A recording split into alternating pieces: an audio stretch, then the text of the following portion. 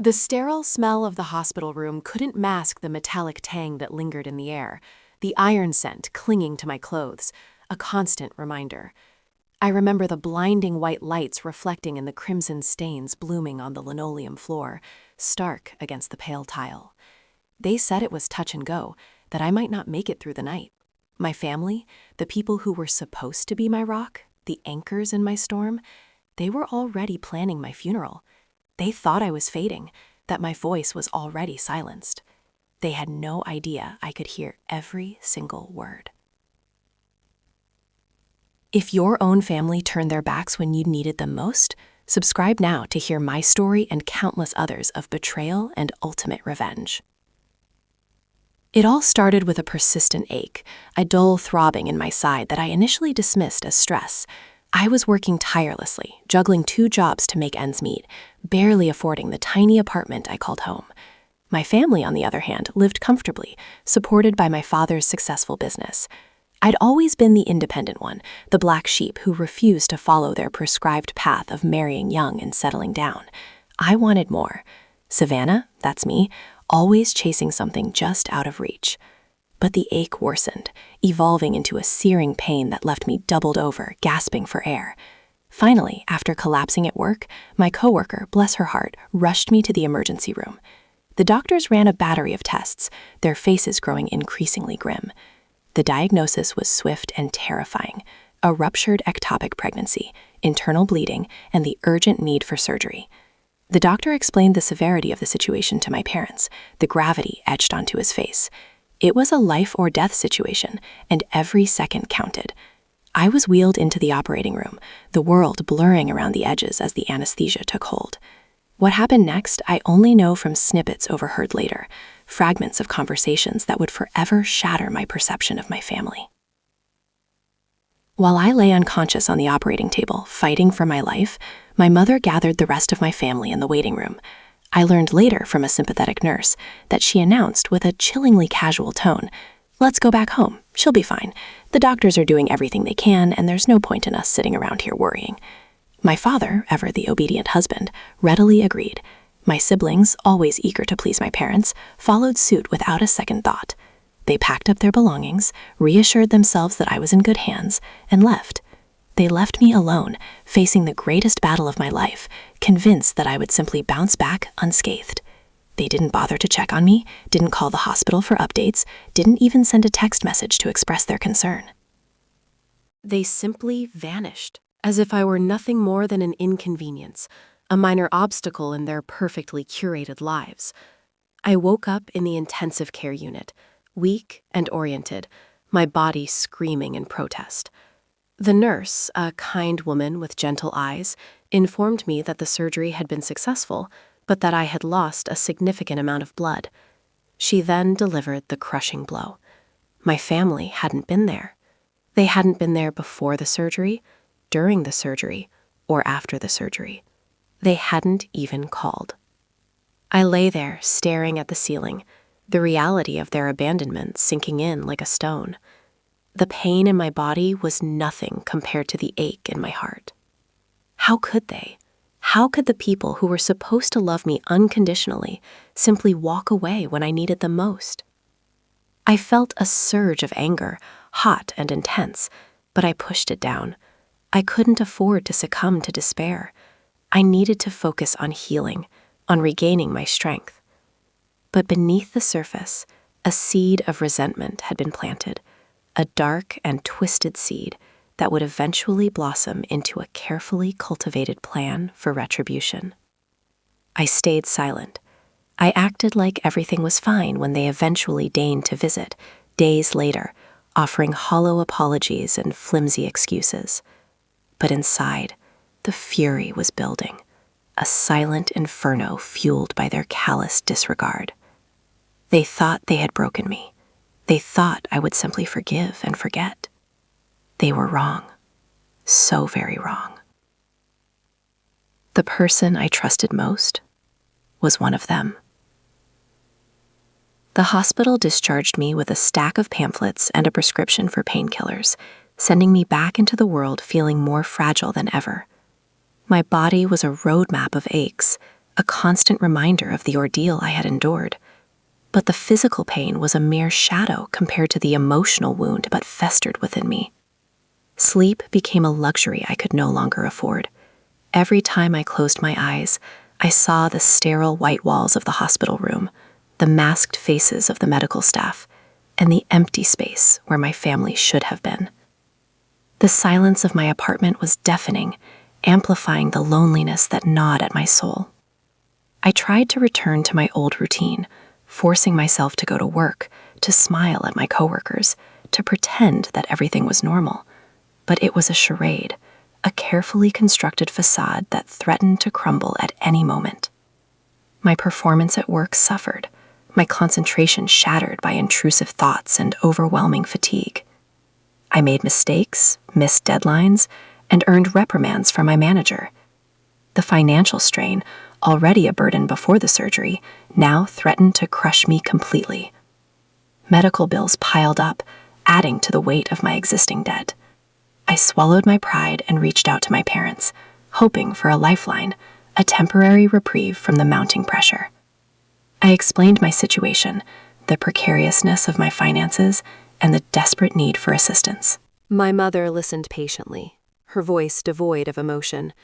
When I finished, she offered a curt, "I'm sorry, Savannah, but we can't help you. Your father's business has been slow, and we have our own expenses to worry about." She suggested that I cut back on unnecessary spending, seemingly oblivious to the fact that I was already living on the bare minimum. My father chimed in, his voice laced with disapproval. "Maybe if you had made better choices, you wouldn't be in this situation. We always told you that your lifestyle would lead to no good." The conversation ended abruptly, leaving me feeling more alone and defeated than ever. Their refusal to help wasn't just a financial blow, it was a confirmation of their indifference, a stark reminder that I was on my own. I tried to confide in my siblings, hoping for a sliver of empathy, a word of encouragement. But they echoed my parents' sentiments, offering platitudes and judgment instead of support. "You need to be more responsible," my sister lectured. "Maybe you should consider moving back home," my brother suggested, knowing full well that returning to their suffocating environment would be the ultimate surrender. Their words were like salt in an open wound, deepening the sense of betrayal and isolation. Desperate, I sought solace in old friendships, hoping to find comfort and understanding. But even my closest friends seemed unable to grasp the depth of my pain, offering superficial gestures of sympathy that felt hollow and inadequate. I realized that I was carrying a burden that no one else could truly comprehend, a weight that threatened to suffocate me. I withdrew from social interactions, isolating myself further in my grief and anger. The injustice of it all consumed me. I had always been the one to help others, to offer a listening ear, to lend a helping hand. And yet when I needed help the most, my own family had abandoned me without a second thought. The bitterness festered, poisoning my thoughts and eroding my spirit. I started having nightmares, vivid and disturbing dreams that replayed the events of the surgery and the subsequent abandonment. I would wake up in a cold sweat, my heart pounding in my chest, the taste of bile in my throat. I couldn't shake the feeling that I had been wronged, that I deserved better. The silence that had initially been a shield, a way to protect myself from further pain, now became a weapon, a tool for meticulously planning my next move. They thought they had silenced me. They were wrong. They had simply lit the fuse. The eviction notice arrived on a Tuesday, slipped under my door with the casual cruelty of a paper cut that bleeds for days. 3 days to vacate, it declared in stark black letters, a final punctuation mark on the sentence my family had written for me. I stared at the notice, the words blurring through a fresh wave of tears. It wasn't just the apartment I was losing. It was the last vestige of my independence, the final thread connecting me to the life I had so fiercely fought to build. The walls seemed to close in, suffocating me with the weight of my failures. I sank to the floor, the eviction notice clutched in my trembling hands, and allowed myself to break. The sobs racked my body, each one a guttural release of the pain and anger that had been simmering beneath the surface. I cried for the loss of my health, for the betrayal of my family, for the crushing weight of my financial burdens. I cried for the future that had been stolen from me, the dreams that had been shattered into a million pieces. For hours, I remained there, a broken heap on the floor, lost in the abyss of despair. The world outside faded away, and I was left alone with the echoes of my pain. The darkness threatened to consume me, to drag me down into the depths of hopelessness.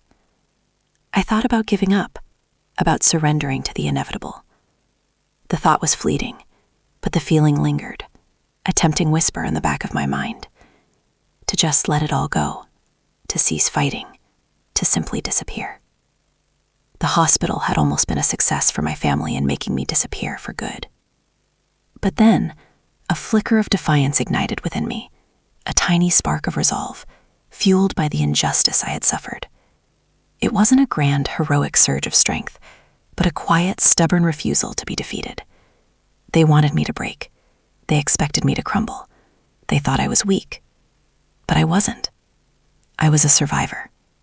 I had faced death and emerged, scarred but alive.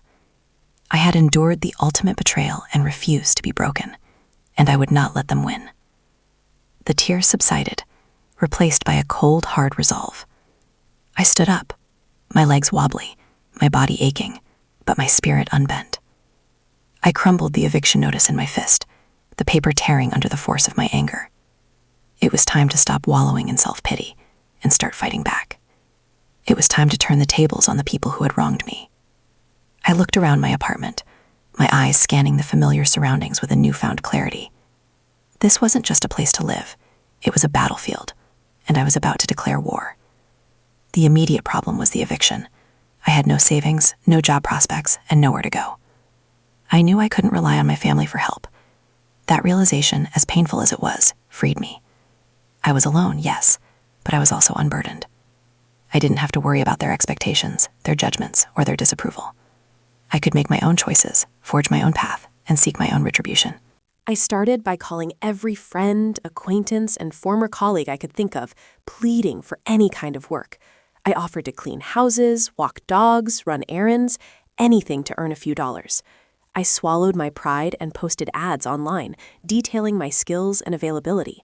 The responses were slow at first, but gradually opportunities began to trickle in. A neighbor needed help with yard work. A local business needed a temporary receptionist. A former client needed a website updated. The work was grueling and the pay was meager, but it was enough to keep me afloat, to buy groceries and to stave off the immediate threat of homelessness. I spent my days working tirelessly, my body aching, my mind racing with plans, and my nights were devoted to research. I had a plan, a meticulously crafted strategy for exposing my family's treachery and reclaiming my life. I started documenting everything, every conversation, every interaction, every slight. I kept a detailed journal, recording the dates, times, and specific details of each incident. I gathered evidence, collecting emails, text messages, and financial records. I learned everything I could about my father's business, poring over public records, financial statements, and industry reports. I discovered irregularities, inconsistencies, and questionable practices. The more I dug, the more I uncovered.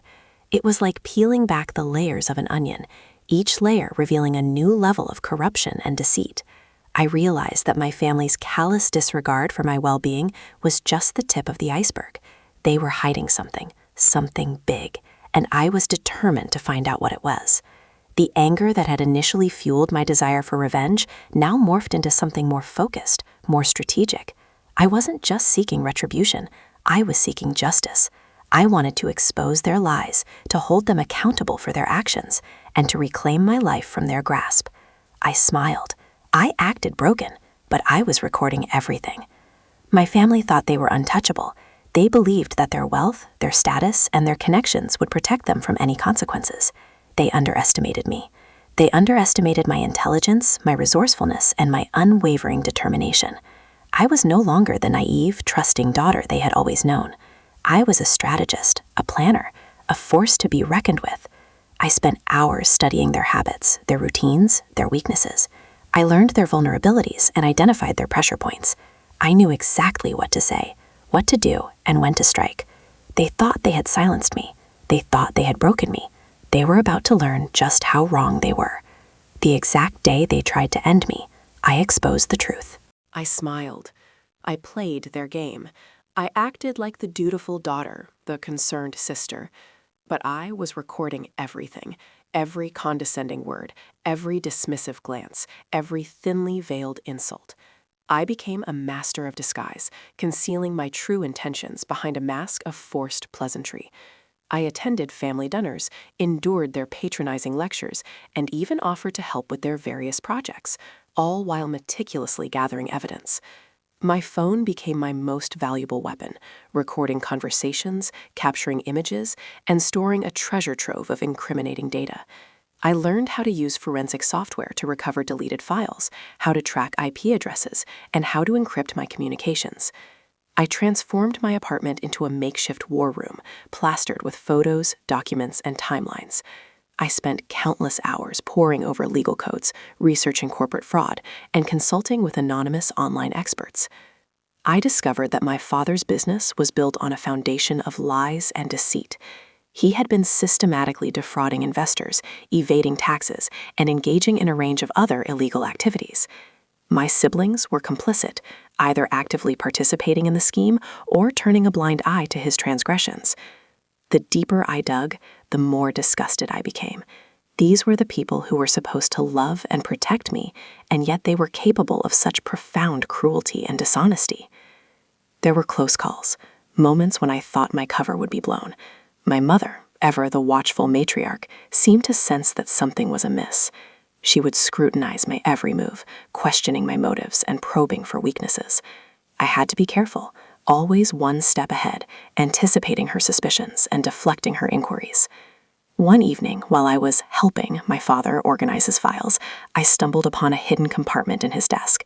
Inside, I found a stack of documents detailing a series of offshore accounts, shell corporations, and shady financial transactions. It was the smoking gun I had been searching for, the evidence that would expose his entire operation. I quickly photographed the documents, careful to avoid leaving any trace of my presence. As I was replacing the files, I heard my father's footsteps approaching. My heart pounded in my chest as I frantically closed the compartment and plastered on a fake smile. He entered the room, his eyes narrowed with suspicion. "What are you doing?" he asked, his voice sharp and accusatory. "Just helping you tidy up," I replied, my voice trembling slightly. "I thought you might appreciate a little assistance." He stared at me for a long moment, his gaze piercing and unsettling. I held my breath, praying that he wouldn't discover my deception. Finally, he relented, his expression softening slightly. "All right," he said, "but be careful. Some of those files are confidential." I nodded, relieved that I had managed to avert disaster. But the encounter left me shaken, a stark reminder of the risks I was taking. I knew that I had to be more careful, more strategic, if I wanted to succeed. The anticipation was building, a mixture of excitement and dread. I knew that the moment of reckoning was fast approaching, the day when I would finally expose their treachery and reclaim my life. I had spent months meticulously planning every detail, anticipating every possible contingency. I had gathered all the evidence I needed, secured the necessary resources, and prepared myself for the fallout. I knew that the consequences would be devastating, that my actions would shatter their carefully constructed world. But I was prepared to pay the price. I was no longer afraid. I was no longer a victim. I was a force to be reckoned with, a warrior ready to fight for justice. I knew the exact date. I knew the exact time. I had it marked on my calendar. The day they tried to end me was the day I exposed the truth. The offshore accounts were just the beginning. Digging deeper into my father's business dealings revealed a pattern of systematic fraud, preying on vulnerable investors and manipulating market prices for personal gain. My siblings were not innocent bystanders. They were active participants, complicit in his schemes and profiting handsomely from his dishonesty. My brother, the smooth-talking financier, was responsible for laundering the funds through a network of shell corporations. My sister, the ambitious lawyer, provided legal cover for their illicit activities, burying their misdeeds under layers of legal jargon and carefully crafted contracts. The realization was sickening. These were the people I had grown up with, the people I had trusted implicitly, and they had betrayed me in the most profound way imaginable. My anger burned white-hot, a consuming inferno that threatened to engulf me. But I couldn't afford to lose control. I needed to channel my rage into a strategic plan, a calculated assault on their carefully constructed empire. I knew that exposing their crimes would be a dangerous undertaking. They had the resources, the connections, and the ruthlessness to fight back. But I was no longer afraid. I had nothing left to lose, and I was determined to bring them to justice, no matter the cost. The key was timing. I needed to choose the right moment to strike, when they were most vulnerable and least expecting it. I began to observe their routines, their habits, their patterns of communication. I learned their weaknesses, their insecurities, and their deepest fears. My father, for all his bravado, was deeply insecure about his legacy. He craved recognition and respect, and he was terrified of being exposed as a fraud. My brother was addicted to the thrill of the deal, the adrenaline rush of making money. He was reckless and impulsive, and he often made mistakes. My sister was driven by ambition and a thirst for power. She was ruthless and calculating, and she would stop at nothing to achieve her goals. I decided to exploit their vulnerabilities, to lure them into a trap they couldn't escape. I started by subtly manipulating my father's ego, feeding his need for validation and stroking his vanity. I praised his business acumen, his leadership skills, and his vision for the future. I even suggested that he write a memoir, a tell-all account of his life and career. The idea appealed to him immensely. He saw it as an opportunity to cement his legacy and to control the narrative surrounding his success. I offered to help him with the project, volunteering to conduct research, write drafts, and manage the publishing process. He was thrilled by my offer, completely oblivious to my true intentions. As I delved deeper into his past, I uncovered a treasure trove of incriminating information, evidence of tax evasion, insider trading, and bribery. I carefully documented everything, knowing that it would be invaluable when the time came to expose him. Next, I turned my attention to my brother. I knew that he was always looking for the next big deal, the opportunity to make a quick fortune. I baited him with a tantalizing proposition, a chance to invest in a lucrative offshore venture, a scheme that promised astronomical returns with minimal risk. He was immediately intrigued.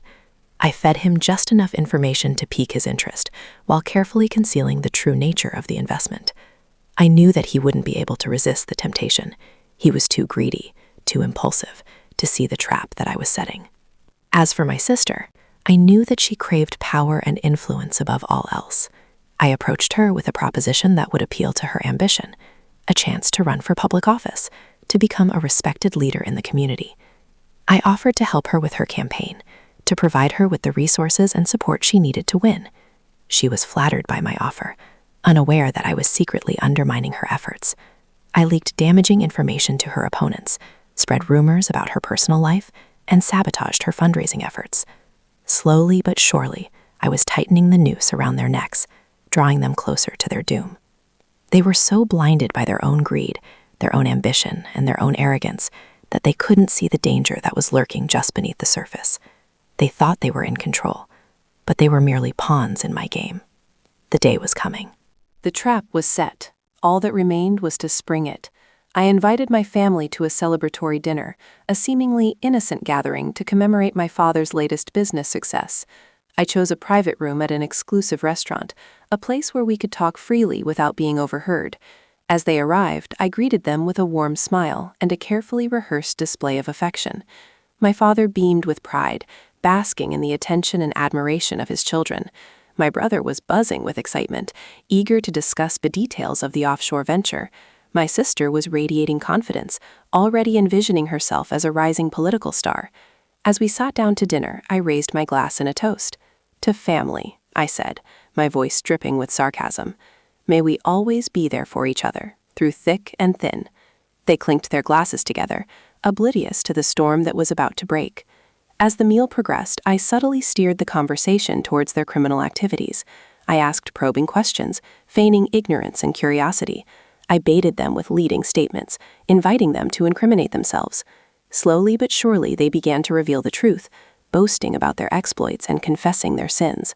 I recorded every word, every gesture, every facial expression. I had hidden cameras and microphones throughout the room, capturing their every move. When I had gathered enough evidence, I stood up, my eyes blazing with righteous fury. "I know everything," I declared, my voice ringing with authority.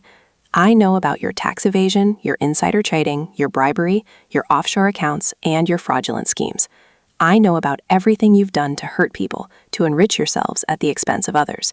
Their faces turned pale with shock and disbelief. They realized that they had been exposed, that their carefully constructed world was about to come crashing down around them. My father tried to deny the allegations, but his voice trembled with fear. My brother tried to bluff his way out of it, but his eyes darted nervously around the room. My sister tried to appeal to my emotions, but her words rang hollow and insincere. It was over. The game was up. The exact day they tried to end me, the truth would be told. The exact day they tried to end me, the truth would be told. I didn't stop there. I nodded to someone outside the room, and the door opened. In walked 2 federal agents, their faces grim, their hands resting on their weapons. "Mr. and Mrs. Father's last name. You're under arrest for wire fraud, tax evasion, and securities violations. You have the right to remain silent." The agents continued reading them their rights, but the words were just a blur to my ears. My father's face was ashen, his eyes wide with disbelief. My brother started yelling, protesting his innocence, but the agents quickly silenced him. My sister, ever the pragmatist, was already trying to negotiate a deal, offering to cooperate with the authorities in exchange for leniency. I watched as they were led away in handcuffs, their empire crumbling around them. The other diners in the restaurant stared in shock, whispering amongst themselves. The news spread like wildfire, and within hours, their names were plastered across every news outlet. Their friends, their colleagues, their social circle, all vanished. Their reputation, once pristine, was now mud. The company my father built, the one I dedicated years of my life to, was immediately put under investigation, and shares plummeted. The fallout was swift and brutal. My father's business empire collapsed, his assets seized, his reputation ruined. My brother was disbarred, his career in finance over. My sister's political aspirations were shattered, her name forever tarnished. They lost everything. The wealth, the status, the power, all gone. They were stripped bare, exposed for the frauds they truly were. Even my mother could do nothing to help them. She was left alone, abandoned by the family she had worked so hard to protect.